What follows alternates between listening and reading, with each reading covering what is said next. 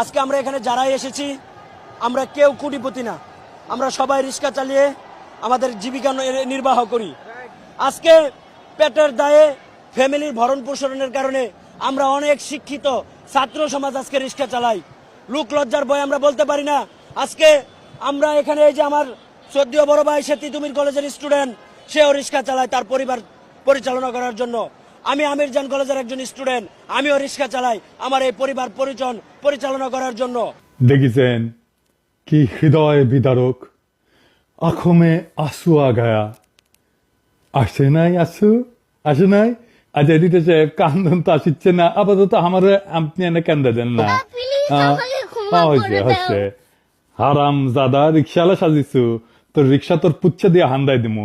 এর নাম আশরাফুল খান। এই যে দেখেন ছাত্রলীগের খিলক্ষেত 43 নাম্বার ওয়ার্ড শাখার সহসভাপতি, যার নাই কোনো গতি